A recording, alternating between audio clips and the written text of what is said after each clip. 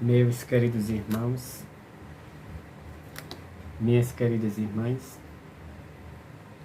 que a doce paz do Mestre Jesus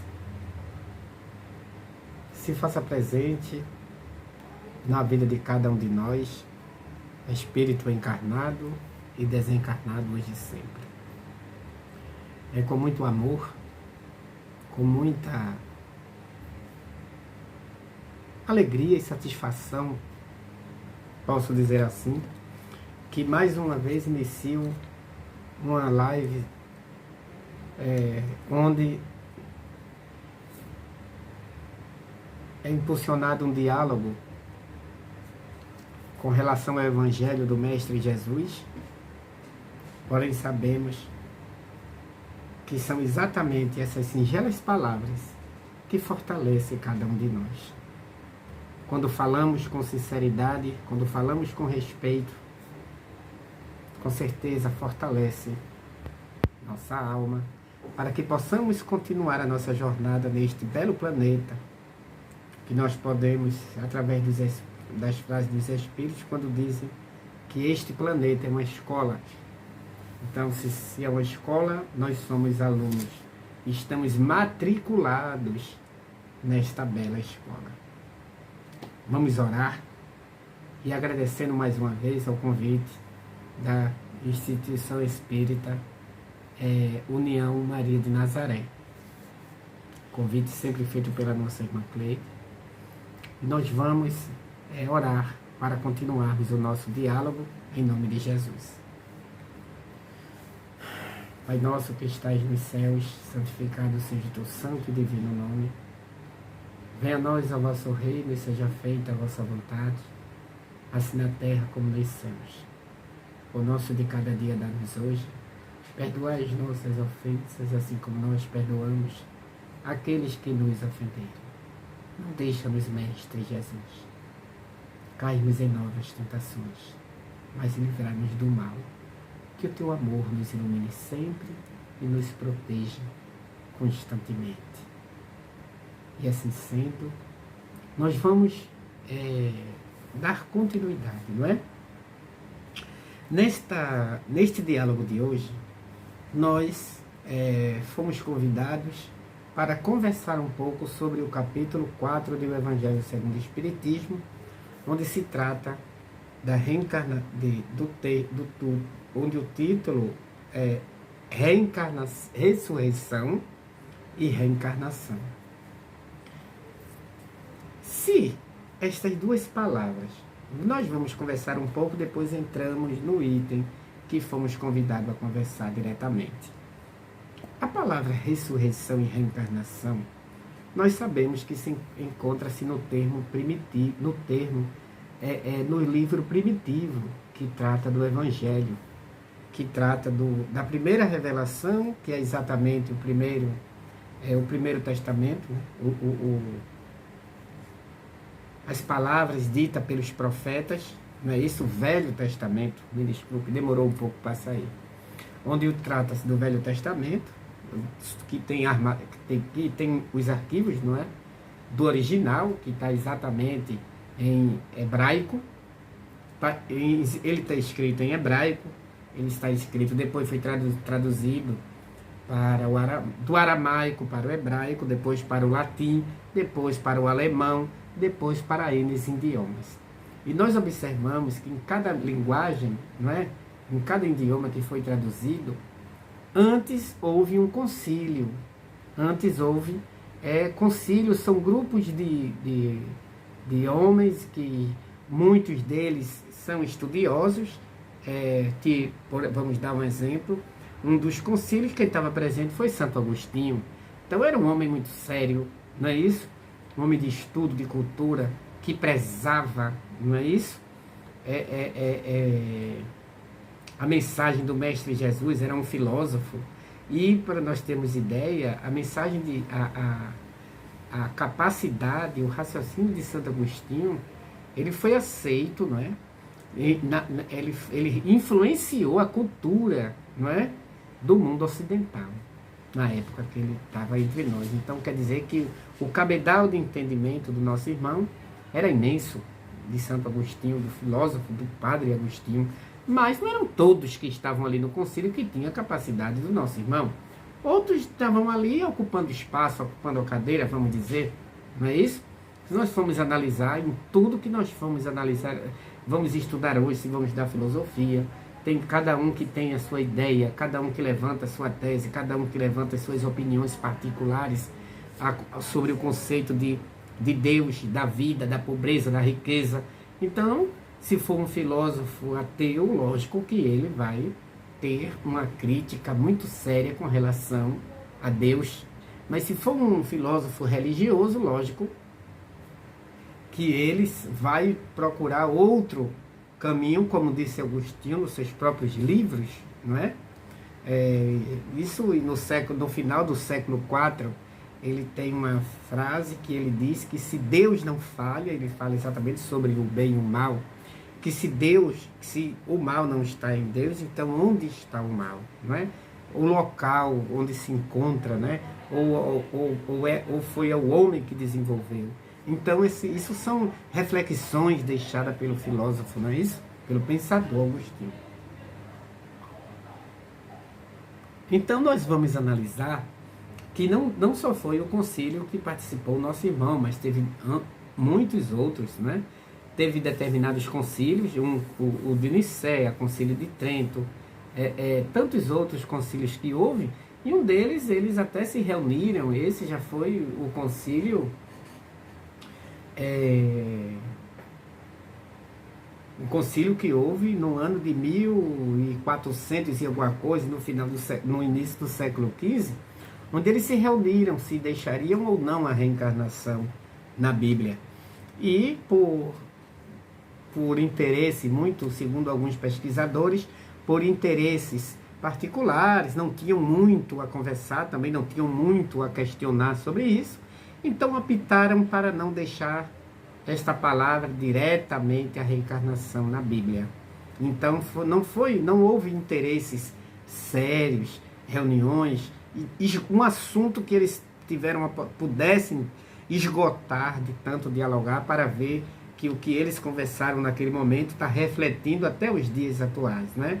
Que eles conversaram sobre, acharam conveniente tirar a palavra reencarnação da Bíblia e impulsionar mais naquela finalidade, na finalidade de um homem ter uma só vida, e ele segue ao juízo, e lá ele vai aguardar a vinda de Jesus para que ele possa receber, não é, a incumbência de ficar eternamente ao lado de Jesus, onde aqueles que não fossem escolhidos iriam eternamente para sofrer eternamente no fogo do inferno. E nós sabemos que a justiça, ela não quer a punição do culpado, ela quer que ele se regenere, né? A justiça, ela tem essa finalidade, não é isso? A justiça, ela tem essa finalidade. Se a justiça da terra ela tende para isso, para a regeneração do culpado, para que ele possa ter uma mudança interior e retorne para a sociedade, não é? Na condição de cidadão. Então nós observamos que se a justiça do homem tem essa finalidade, imaginemos a justiça divina. Então, se nós vamos analisar filosoficamente, pela própria capacidade de desenvoltura da inteligência do homem, pela própria capacidade de raciocínio do homem, nós observamos que a inteligência, ela sofreu evolução, não é? Essa ferramenta que o espírito conquistou, que o espírito tem, que ele, através dela, ele conquista, que a inteligência não é espírito, é uma ferramenta para a sua evolução. Os espíritos mesmos fazem essa distinção. Então nós sabemos que o ser evoluiu. E evoluiu através da sua própria percepção, a sua capacidade de analisar as coisas. Quando o homem ele deixa a caverna e ele vai construir família, e ele vai plantar, e ele vai domesticar animais, e ele vai crescer, ele vai construir uma residência, viver em grupo, isso daí foram conquistas do ser que levaram séculos, levaram milênios de um ponto para outro. Então tudo isso o homem foi conquistando valores, né? na sua área moral, ele foi conquistando valores na sua área material também. Então tudo isso foi evolução. O homem foi crescendo. Houve mudança no seu corpo físico e houve também mudança no seu aspecto material. Houve mudança no aspecto do planeta Terra. Então tudo isso denota uma certa evolução. Então nós sabemos que é necessário, não é? É uma necessidade. A reencarnação é uma necessidade. Além de nós vamos observar que denota uma conquista do ser, quando nós observamos no nosso próprio planeta, quando nós observamos na vida social, quando nós observamos hoje dentro da nossa condição, a simpatia, as simpatias e as antipatias terrenas que cada um de nós já trazemos, né? Olhamos para alguém e não conhecemos, por que isto? Se tivéssemos só uma vida, se tudo começasse no corpo físico, nós não teríamos por que sentirmos simpatia por alguém ou antipatia, já que era tudo novo. Nós não teríamos como ter a capacidade imensa de sair de determinadas situações. Como é que o homem sai de determinadas situações? Difícil, não é isso? Como é que o homem suporta a dor se ele nunca a sentiu? Não é? Como é que o homem suporta com paciência a perca de um ente querido se ele nunca sentiu esse sentimento? Se ele tivesse criado naquela existência e passar tudo naquela existência, depois tudo vai embora, fica complicado de nós compreendermos como é o mecanismo divino, como é que funciona, como trabalha, já que tudo tem um ponto de início e um ponto final. Teve um pesquisador, um professor daqui mesmo, me desculpe, não lembro agora, 55 anos, um grande pesquisador, professor de medicina, e um grande pesquisador daqui mesmo, do Recife, de repente desencarnou com 50 e poucos anos. Este homem que dedicou a sua vida, não é? Ele era doutor, médico, não é? E pesquisador. E depois desencarna aos 55 anos. Onde é que ele foi? Onde é que ele conquistou esse conhecimento? Onde é que ele conquistou tanta segurança para ser professor de medicina? Onde é que ele foi buscar este potencial, enquanto o outro não sai dali, daquela inteligência, da superficialidade das coisas, né? Não se aprofunda, não tem segurança. Onde é que o homem adquiriu medo? Joana de Anjos lhe diz que desde a época da caverna. Então, se nós tivéssemos só uma vida, o homem da caverna não tem sua história. Eles viveram e morreram lá. Na época, com 28 anos, o homem morria, porque não vivia muito. Então, hoje, o homem está vivendo 75, o brasileiro, né? Aí já tem aquela escala de países, qualidade de vida, qualidade do ar, etc, etc. Então, o homem já está vivendo 75, 80 anos. Então, e a sorte desses homens que foram antes? Não é? E a sorte dos homens que viveram nas cruzadas, a sorte dos homens que viveram na escravidão, a sorte dos homens que viveram no Holocausto, não é? Da época do nazismo, a época, tantas essas épocas que o homem atravessou, que muitas criaturas atravessaram, a sorte destas criaturas. Então nós vamos observar que a reencarnação, como diz no próprio Livro dos Espíritos, é a volta, ela faz parte do crescimento do ser. A reencarnação é a volta do espírito a um corpo físico onde ele possa exercitar, não o corpo que pensa, mas o ser pensante, que traz a sua capacidade conquistada em existências pretéritas. Mas também nós aprendemos através de um livro do Severino Celestino. Me desculpem se não for esse que esteja fácil aqui, não é? Talvez não, esse aqui é o Sermão do Monte. Mas tem um livro do nosso irmão Severino Celestino que ele fala exatamente sobre, já que ele é um estudioso do hebraico, ele fala exatamente sobre a ressurreição e a reencarnação nesse livro, a diferença. Então, quando o Mestre Jesus ele fala da chegada do Espírito no mundo espiritual, ele está falando da ressurreição, como diz o nosso irmão Severino Celestino. A ressurreição o surgimento do Espírito, a volta dele lá como Espírito. Tem a sua vinda, que é a reencarnação, E a sua volta é a ressurreição. Porque não existe nessas línguas, na língua hebraica, no grego, não existe o artigo. Então, o Espírito, eles não tinham como definir.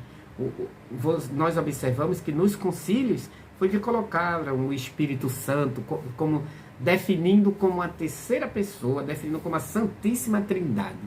Que hoje nós buscamos até o que é o Espírito Santo, né? Como se fosse um ser. Então, um trino, Deus, Jesus, Espírito Santo, ser um. E onde nós estudamos na doutrina espírita sobre a individualidade do ser. Então, nós aprendemos com a doutrina espírita que Jesus é um ser, que Deus é outro ser. Mas que o Espírito é o ser inteligente. Os Espíritos dizem que existem 2 elementos no universo. E eles ainda dizem que existem 3. Existe o Espírito, 3 elementos. O Espírito, Deus, é Espírito e matéria. Então isso é a força constituinte, os elementos constituintes do universo. Deus, Espírito e matéria. O que é Espírito? Ser inteligente que povoa o universo. Depois que o Espírito termina a sua reencarnação, pergunta 171 do Livro dos Espíritos. Depois, o que se torna o Espírito na sua última existência? Ó, o Espírito hoje, dizer, ó, Severino, que eu estou longe, né? Eu estou dando esse exemplo, é a vontade que eu tenho, mas chegasse meu anjo de guarda e disse, Severino, essa é a sua última existência. O que eu me tornaria? Bem-aventurado. Eu só estou fazendo a comparação do Livro dos Espíritos. Eu me tornaria um bem-aventurado. Quer dizer, bem-aventurança é aquilo que aguarda o ser. Mas vamos voltar para a nossa linguagem, para o nosso diálogo. Então, a ressurreição é exatamente o ressurgimento, a volta do Espírito. Veja como ficou complicado. Onde eles tiraram reencarnação, acha que a reencarnação é uma blasfêmia, já que muitos povos estudavam sobre a reencarnação, acreditavam na reencarnação. Hoje existem um grupo de judeus, os denominados de cursos, né? Eles se vestem de roupas escuras. Esses seres, eles acreditam, essas criaturas, me desculpe, seres não, essas criaturas, eles acreditam piamente na reencarnação. Não é isso? Existem até várias histórias judaicas, né? Fazia parte da cultura judaica, que eles tinham certeza que o Espírito voltava. Era um diálogo tão sério, essas dúvidas que pairavam, que se não existisse esse diálogo entre os judeus, se não fizesse parte da cultura judaica, Nicodemos não tinha procurado o Mestre Jesus para tirar dúvidas sobre ele. Olha que Nicodemos já era um homem de mais de 70 anos. Segundo a cultura judaica, por ser machista, com certeza, aí você pode perguntar, Severino, como assim machista? Olha, na cultura judaica está falando que os primeiros seres que vieram à Terra, o primeiro foi Adão, um homem, não foi uma mulher. Poderia ter sido uma mulher mais delicada e ia ter uma visão diferente do planeta. Foi um homem. Depois, aí veio Eva depois, né? Mas depois veio filho homens. E se nós formos ver a genealogia para chegar até Jesus, está no Evangelho de Mateus e de Lucas, a genealogia, porque era muito sério sobre essa coisa de se era mesmo, se fazia parte da linhagem judaica, então nós observamos que está lá tudo escritozinho. Em Mateus nós vamos encontrar, logo lá no início,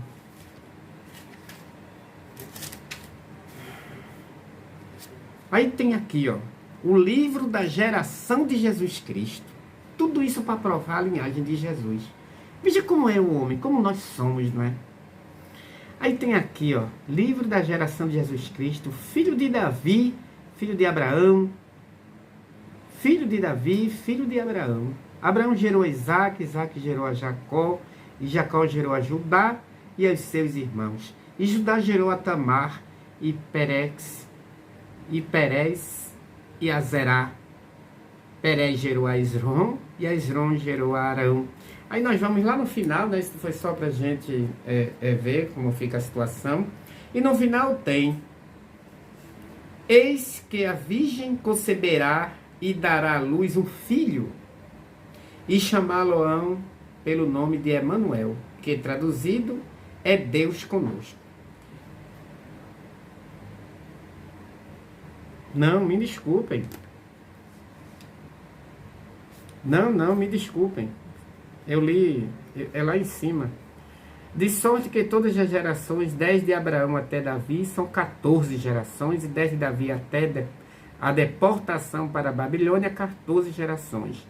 E 10 de a deportação para a Babilônia, até Cristo, 14 gerações.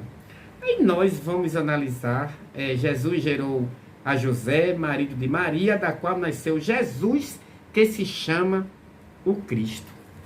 Eu tive que ler 3 vezes para poder achar, mas tem que deixar bem claro, né? Nós não podemos deixar dúvida do nosso diálogo. Então nós vamos analisar diante de tudo isto que a reencarnação era normal. Por isso Nicodemos, se não fosse uma coisa tão simples de conversar, eles não tinham dúvida, eles tinham sempre certeza. Mas Nicodemos, uma certa vez, um certo dia, ele procura o mestre Jesus, e diz, e tem esse diálogo com ele: mestre, sabemos que para fazer todas essas coisas vem de Deus. Tu vês de Deus. Me tira essa dúvida: como é que pode o homem, depois de velho, nascer de novo? E aí Jesus diz: mas Nicodemos, tu é mestre em Israel e não sabe dessas coisas? Jesus quis dizer o quê? Que ele tinha que saber de tudo isso, não é? É a obrigação dele saber dessas coisas, porque ele era um homem instruído. Ele era um homem que administrava o estudo judaico, fazia parte dessa cultura, ensinava aos adolescentes, ensinava aos doutores da lei. Então era um homem sábio, mas não sabia uma coisa tão simples como o homem deveria nascer de novo. Ele não sabia como se dava. Por acaso o homem, depois de velho, vai entrar no ventre da mãe? Mas não é desta forma. O processo principal se dá na espiritualidade. O processo principal se dá lá na espiritualidade, que é exatamente a ligação dos seus departamentos que hoje nós conhecemos, que é exatamente os departamentos de reencarnação, onde o espírito, ele muitas das vezes está a par da sua família. O espírito, das vezes, estuda antes lá no mundo espiritual e se prepara para vir na área da ciência, na área da medicina, na área da geografia, da história, da matemática. Muitos de nós nos preparamos lá na espiritualidade. Então nós vamos observar, agora vamos entrar diretamente, não é, na mensagem que fomos incumbidos de dialogar. Nós temos que também levar em consideração que este diálogo, não é? Eles eram muito o boca a boca, histórias que alguém falava, alguém considerado como sábio. Imagine se hoje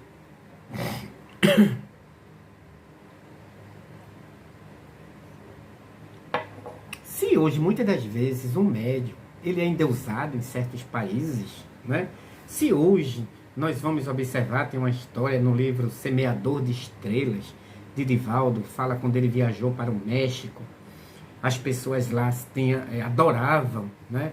As pessoas lá tinham um respeito pelo deus Huracão, e no entanto ele era eles adoravam de um jeito, eles tinham um respeito por essa entidade tão grande, que Divaldo conta que viu essa entidade, de tanto eles venerarem, de tanto eles respeitarem, que ele era o mentor espiritual desta cidade. Então nós observamos que tudo tem uma finalidade, né?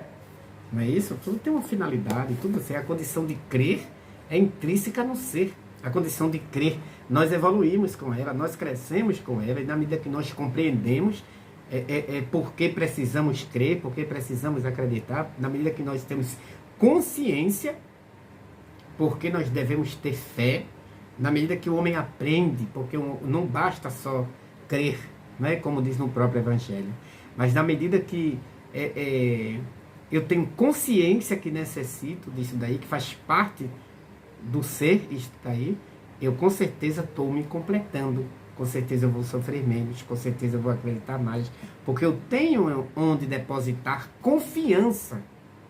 Eu tenho onde depositar confiança.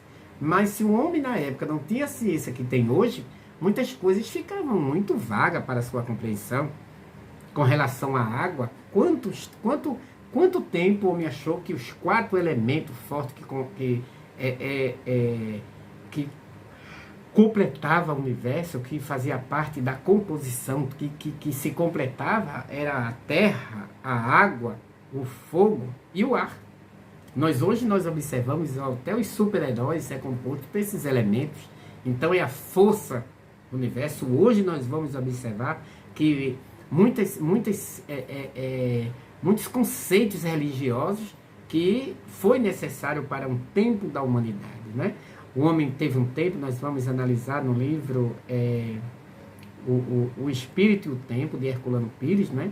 Que houve o homem agrário, que o homem ali desenvolveu, já começou a pensar, começou a emitir suas ideias transcendentes, suas ideias não das coisas materiais, né? Mas o homem necessitou de um tempo, se ele necessitava crer, mas ele começou por coisas pelos minerais, depois ele foi acreditando nos vegetais, na força dos vegetais, nas ervas, nisso, na ciência, né? Como medicamento. Veja que tudo tem uma razão de ser. Hoje nós temos ainda um pouco de tudo isso nos povos, que é com certeza resquícios de tudo isso daí, não é? A cultura, ela não sofre uma modificação abrupta da noite para o dia, mas o homem vai evoluindo e a sua cultura também vai modificando o seu comportamento, o seu pensamento, na medida que ele vai crescendo, na medida que ele vai evoluindo, na medida que ele vai crescendo espiritualmente, eu quero dizer, essas ideias irão ficando mais refinadas e ele vai deixando de se apegar a coisas materiais. Houve um tempo que o homem acreditava sobre os egípcios, tem aquelas imagens, né? Sobre uma parte homem, uma parte animal. Vejam até que ponto, mas tudo isso foi respeitável, não é isso? Na lei da metapsicose, que o espírito poderia voltar como animal, não é isso? Hoje muitas religiões orientais, mas esses povos por acaso vão ser punidos, vão ser castigados por Deus por acreditar que a alma do homem pode voltar ao corpo do animal? Não, tudo isso são progresso. Hoje nós acreditamos que não. Com a doutrina da doutrina espírita, com a terceira revelação, que são ensinamentos que organizou, codificou, tem seu aspecto também não só religioso, mas filosófico e científico, para poder ajudar o homem a compreender tudo isto. Então ficou mais fácil do homem entender que o espírito, depois que ele se torna pensante, o ser inteligente, né? Me desculpe, o princípio inteligente, depois que ele começa a evoluir e trilhar corpos humanos, ele não vai precisar, ele não tem como regredir. Não existe a regressão. Nós aprendemos com a doutrina espírita que existe o estacionamento. O espírito pode estacionar não eternamente, mas ele pode estacionar um tempo muito longo. Mas ele tem que ocupar um corpo para progredir. Não é isso? Mas ele tem que ocupar um corpo para progredir. Mas vamos dar uma analisada aqui, não é? Vamos ler um pouco para conversarmos um pouco sobre o item 7 e 8. Estas palavras, se um homem não renasce da água e do espírito, foram interpretadas no sentido da regeneração pela água do batismo. Ainda tem isto. Hoje nós observamos que a criatura precisa passar pelo batismo, às vezes, nas igrejas, porque dali é um homem novo. Mas o homem novo que Paulo falou é nas suas ideias. Paulo passou a ser um homem novo, deixou o homem velho, aquele homem bruto, rude, que usava a lei pesadamente para ser respeitado. Ele passou a usar um outro comportamento. Ele passou a ver o mundo e as pessoas com outro viés. Então ele passou a ser um novo homem, depois com essas suas ideias mais lógicas, respeitando os mais fracos, não é? Respeitando os mais simples, usando a sua força não para esmagar, mas para levantar aqueles que se encontravam caídos. Ele aprendeu isto. Isto sim, ele passou a ser um homem novo, pelas suas ideias novas.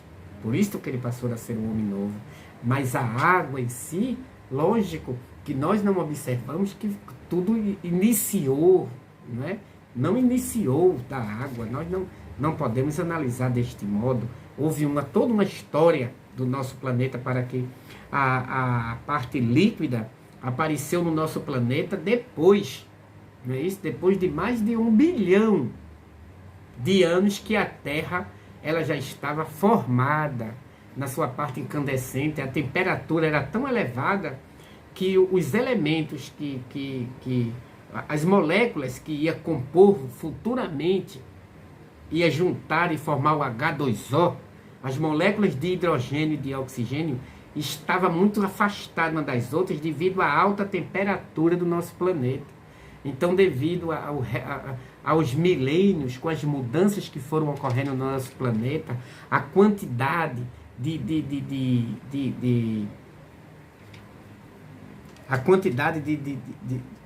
gases, não é?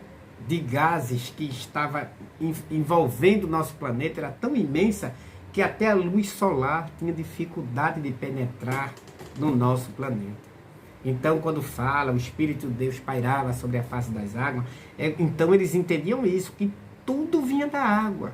Então eles achavam que o homem também, que o ser vinha da água. Por isso que aquele que não nascer da água, olha para ele, quer dizer que eles tinham uma ideia muito,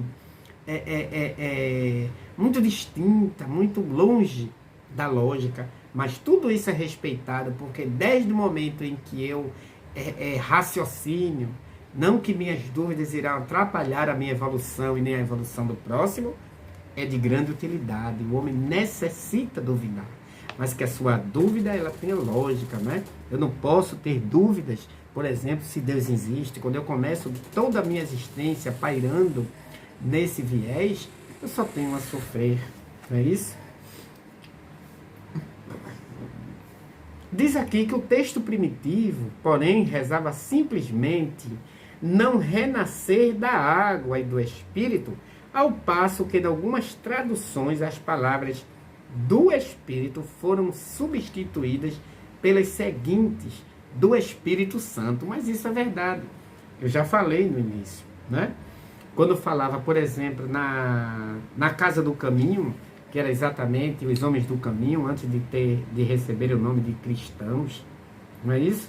Que era exatamente a casa que Pedro fez em um trecho que passava os transeuntes que necessitavam, por isso que ficou conhecido como Casa do Caminho, e os homens que trabalhavam, ajudando os discípulos, eram os homens do caminho. Então Lucas deu a ideia, já que eles eram seguidores do Cristo, poderiam ser chamados de cristãos.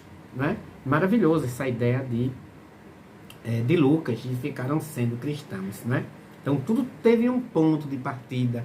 Então aí tinha a comunicabilidade dos espíritos, tinha, não vou dizer a mediúnica, não é?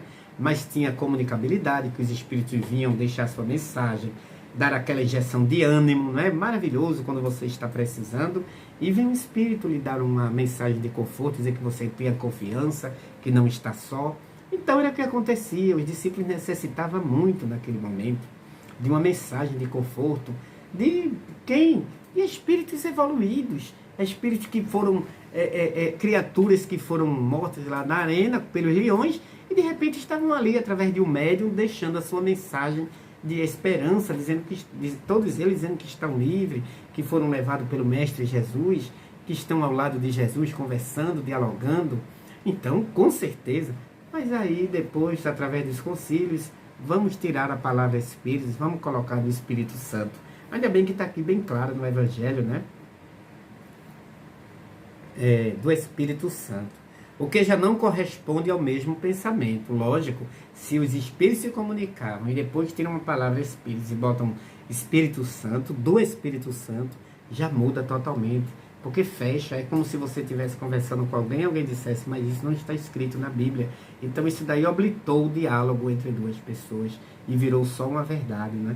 Virou só uma via de mão única e não pode. O diálogo, ele tem que ser respeitado, não é? Ao passo que, em algumas traduções, a palavra do Espírito fora substituído, sim, pelo Espírito Santo, o que já não corresponde ao mesmo pensamento. Em um ponto capital, ressalta dos primeiros comentários a que os evangelhos deram lugar, como se comprovará um dia sem equívoco possível. Lógico que tudo isto vai ser comprovado sem equívoco. A palavra Espírito, a palavra Espírito Santo, vai tudo para o seu divino lugar, porque o homem pode podar a árvore, mas mexer na raiz ele não consegue. O homem pode podar, pode diminuir, pode cortar até no tronco, mas se ele não puder, se a árvore estiver bem fincada, ela vai ressurgir de novo. E assim é o Evangelho de Jesus. O homem corta, deforma, mas a base ele não consegue, porque a semente veio do alto, não veio da ideia de um homem, e é patrimônio da humanidade, como diz os grandes estudiosos da doutrina espírita. O Evangelho é patrimônio da humanidade. E brevemente, com certeza, quando eu digo breve, é porque nós somos carregados de otimismo e no entanto, acreditamos que o que Deus reserva para a humanidade é sempre coisas boas. Se nós estamos, entre aspas, sofrendo, é porque o erro foi causado pelo próprio homem, mas porque Deus não criou o mal. Se na trajetória evolutiva do ser existe a ressurreição, que é o ressurgimento do espírito no mundo espiritual, e como é esse mundo espiritual, como é o surgimento, né? O que lhe aguarda, a consciência, né? Segue a juízo, lógico que segue ao juízo. Se ele ressurge no mundo espiritual, ele leva a sua consciência tranquila, ou ele leva a sua consciência pesada de deveres não realizados, porque não existe peso maior para o espírito do que a consciência do seu dever não cumprido. De tudo aquilo que estava ao alcance do homem, o homem não realizou. Meus queridos irmãos, vamos encerrando por aqui. Com certeza é um tema maravilhoso, ficou alguns itens para conversarmos, mas o tempo, né, a hora, né, nos chama a atenção, não é? Bate a porta dizendo Severino ao horário. Vamos parando por aqui, 40 minutos de diálogo é suficiente. Que Deus continue nos abençoando. Vamos orar em forma de agradecimento. Pai de amor e de infinita bondade. Muito obrigado pelo teu amor que envolve e ilumina a humanidade. Obrigado, Senhor Jesus, pelo sol, pela chuva, pelo corpo físico. Obrigado, Senhor, pelo alimento que temos em nossa casa. Obrigado, Mestre, pela saúde do corpo físico. Obrigado, Senhor, pelas mãos, pelos pés. Obrigado, Mestre, pela família que temos, pelos vizinhos. Obrigado, Senhor, pela residência que temos. Abençoa, da choupana ao palácio de luxo, que a tua luz nos dê esta consciência que esta residência torne-se sempre em um lar, onde haja o respeito, onde haja o amor, onde haja paciência e onde haja perseverança entre os seus individuais. Que tua paz, que a tua luz envolva e ilumine cada instituição religiosa do nosso planeta, onde é foco de luz a iluminar cada rua, cada bairro, cada país, cada continente. Que assim seja. Uma boa noite para todos nós. Que Deus ilumine sempre a instituição espírita Maria de Nazaré. Muita paz.